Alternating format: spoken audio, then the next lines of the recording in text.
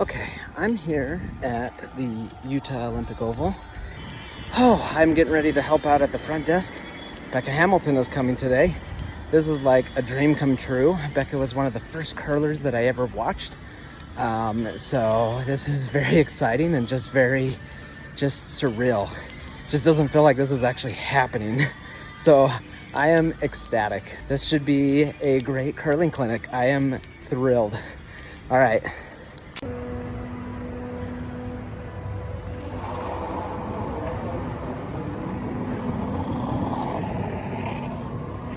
It was super exciting to have Becca Hamilton come out and do a clinic for us.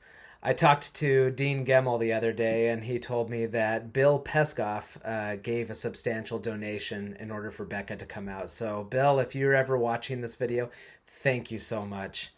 Okay, in this episode, I'm going to talk about the different things that Becca showed us or the things that she told us about to help us improve.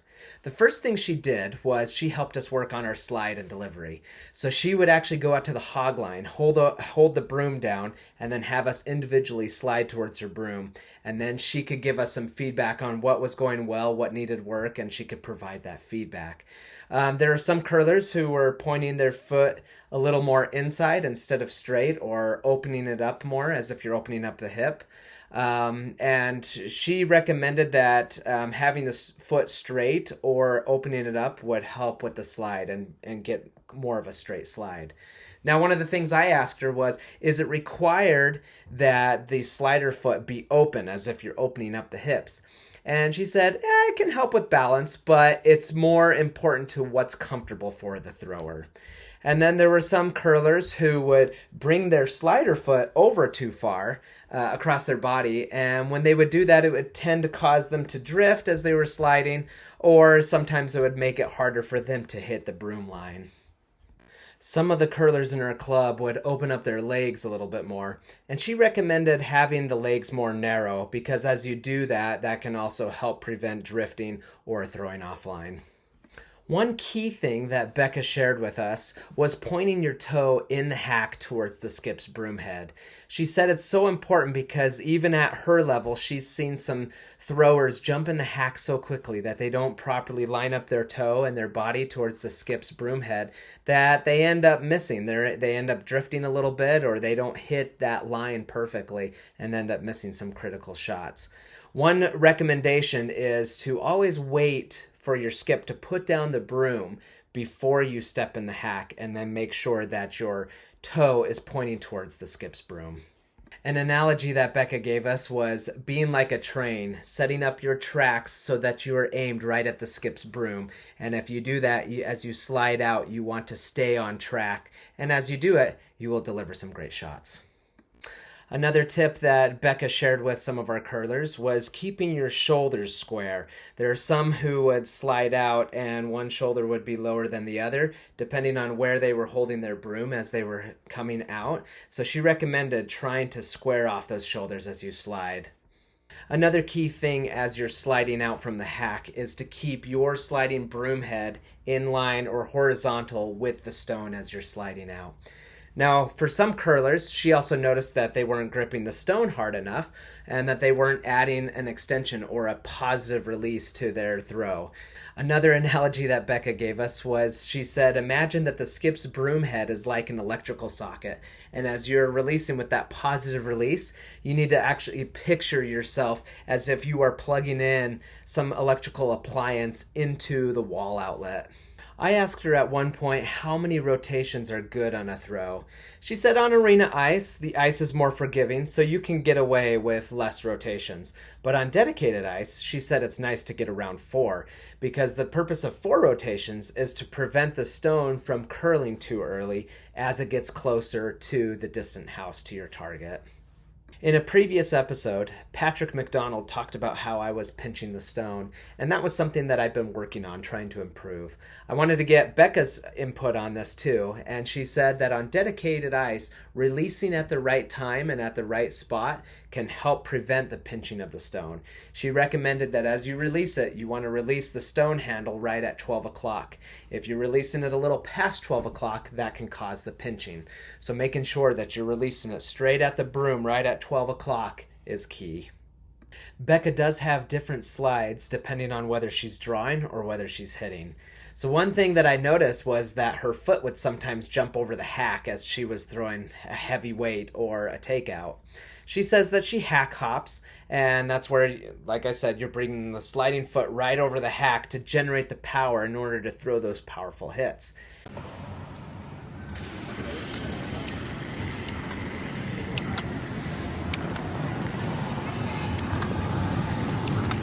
She does not recommend this for all curlers because, one, you have to have really good balance, which she has, and two, it can also throw off your line if you don't do it properly. But it is something that she did to help her generate some more power for hits. After working on our slides and deliveries, then Becca went to sweeping. For those of you who know, I love sweeping. In a curling game, if I don't sweep enough, I get a little depressed. Sweeping is a lot of fun, and you can help your teammates make great shots with great sweeping. Becca gave us some great tips for how to sweep very effectively. Becca is one of the best sweepers in our nation, hands down. These are what I consider Olympic tips. Sweeping at a 45-degree angle in front of the stone's path is what Becca recommended. Some curlers had asked, is it better to sweep on the left side or the right side to help affect directional sweeping? But she had recommended right in front of the stone's path at that 45-degree angle. Make sure both sweepers are sweeping in front of the path of the stone and not outside or where you think the stone will start to curl, because it doesn't do much unless you are right in front of the traveling path. When directional sweeping, making sure that your broom head is going outward and that you aren't sweeping perpendicular to the stone's direction of travel, because it doesn't really help. On Team Peterson, they don't knife sweep, but they sweep at a slight angle with the brush head going out, facing the brush head forward as if it's right in front of the stone, like a bumper of a car, and they feel that they can get the stone to hold or to carve more the intended direction, and it's been very effective for them. In a previous episode, Josh Chetwin taught me about the carry sweep. It was brought up in our discussions with Becca, and she advised not to do it in a straight motion or a straight line, but to do it at a slight angle. A little more than 0 degrees, but a little less than 45 degrees.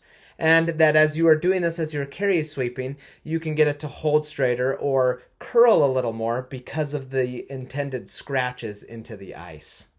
The basketball shuffle can use a lot of energy and prevent one from putting more weight and pressure on the broom to be more effective in sweeping. One thing that Becca shared with us is that she sweeps on the balls of her feet to help generate a lot more pressure on the broom.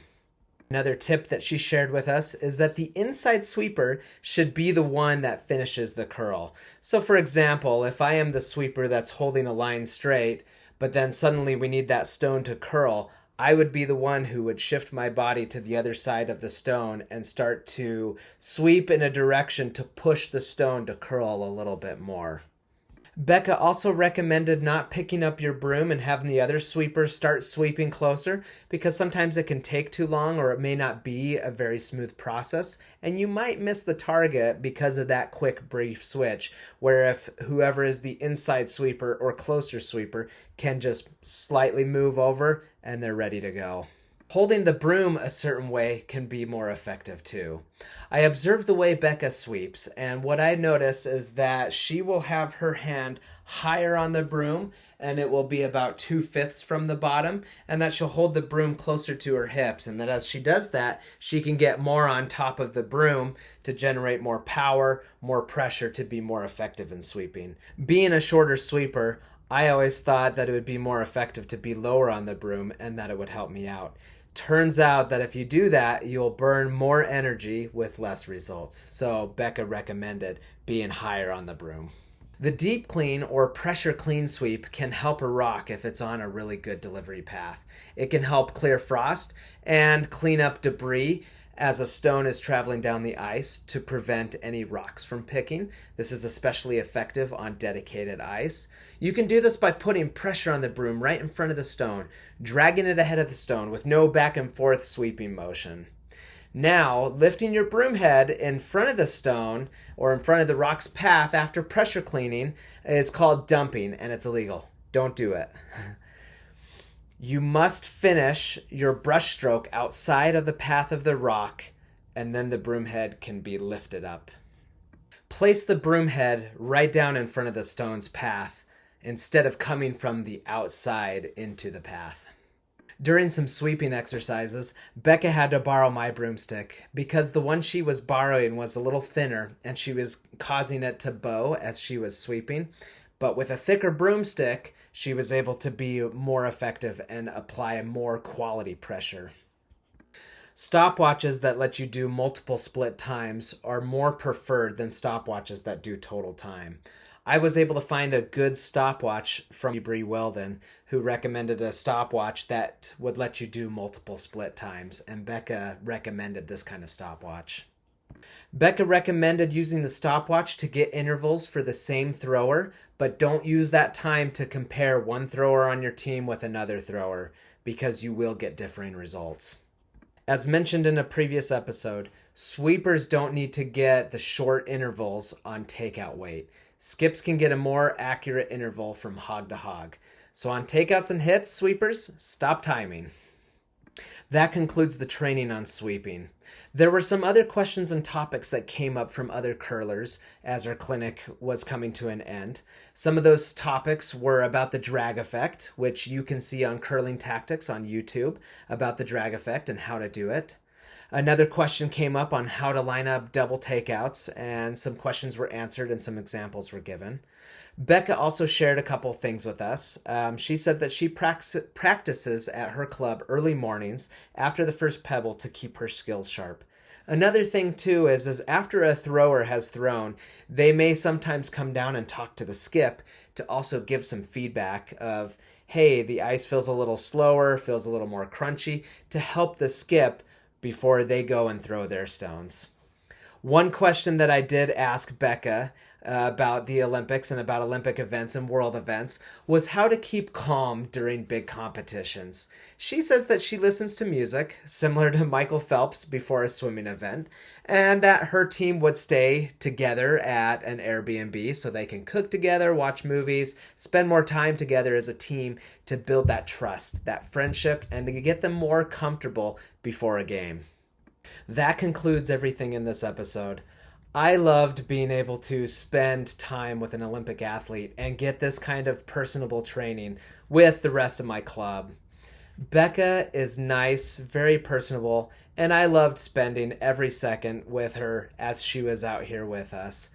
One thing that she did for us at the conclusion of our clinic was that she gave us some Team Peterson broomhead covers with her signature, with good curling on it. Then one extra thing that I had requested was that she sign my broom, and she was able to do that right next to Patrick McDonald's signature. Now I have more luck as I go curling. Thank you for tuning in to this episode. I hope you enjoyed it, and I hope that you join me in future episodes. Good curling.